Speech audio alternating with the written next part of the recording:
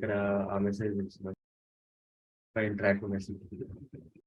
మీరు ప్రతిసారి ఇక్కడ చేంజ్ చేసిన ప్రతిసారి మీకు రిఫ్లెక్ట్ అవ్వాలంటే మనం స్టాప్ చేసి స్టార్ట్ చేస్తున్నాం కదా.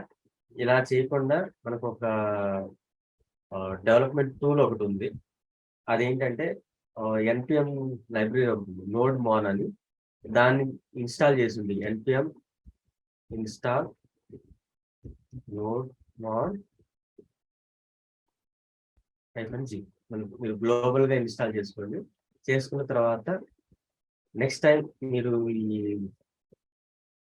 ఏదైనా జావా స్క్రిప్ట్ ని రన్ చేసినప్పుడు నోడ్ మాన్ server.js ఇలా రన్ చేస్తే ఏంటంటే ఇది keep on watching your files, JavaScript files, JS files కానీ, ఎంజేఎస్ ఫైల్స్ కానీ, జేఎస్ఎన్ ఫైల్స్ కానీ, ఇట్లా ఉన్న ఫైల్స్ అన్నిటిని వాచ్ చేస్తూ ఉంటుంది. ఏ ఫైల్లో ఏ చిన్న చేంజ్ జరిగినా ఆటోమేటిక్గా రీలోడ్ చేసేసి మనకు రెడీగా అవైలబుల్ ఉండేదని చూస్తుంది. ఓకే, ఫర్ ఎగ్జాంపుల్ నాకు ఇక్కడ డాట్ మిస్ అయింది, నేను ఒకసారి రన్ చేసి చూస్తాను. ఇలా రన్ చేసినప్పుడు యూఆర్ఎల్ ఏఎస్డిఎఫ్డి రౌట్ అని చెప్పి చూపిస్తుంది కదా మెసేజ్. నేను అక్కడ డాట్ పెట్టాలనుకుంటే డాట్ పెట్టి సేవ్ చేస్తున్నాను. ఇదైతే ఆటోమేటిక్ రిఫ్రెష్ అవ్వదు, not to refresh manual. Not just like angular లో మనకు అక్కడ కోడ్ రాయగానే ఇక్కడ బ్రౌజర్ లో కూడా రీలోడ్ అయిపోతుంది కదా, అలా అయితే అవ్వదు. ఇక్కడ కోడ్ మాత్రమే రీలోడ్ అవుతుంది కదా,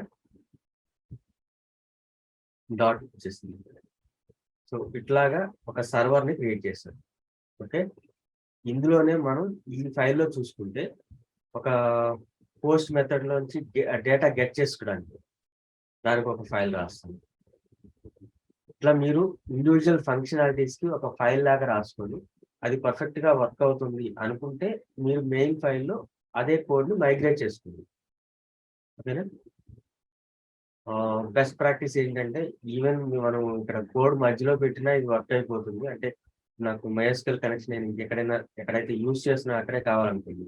ఫర్ ఎగ్జాంపుల్ నాకు ఇక్కడ MySQL ఇక్కడ నుంచి లైన్ నెంబర్ 5 నుంచి లైన్ నెంబర్ 17 వరకు MySQL లైబ్రరీని ఇంపోర్ట్ చేసుకొని తర్వాత కనెక్షన్ క్రియేట్ చేసి తర్వాత కనెక్ట్ అయ్యే ఫంక్షనాలిటీ ఇది నేను దీనిలో ఎక్కడ వాడట్లేదు, నాకు డైరెక్ట్ గా ఈ రౌట్ దగ్గర వాడుతున్నాను.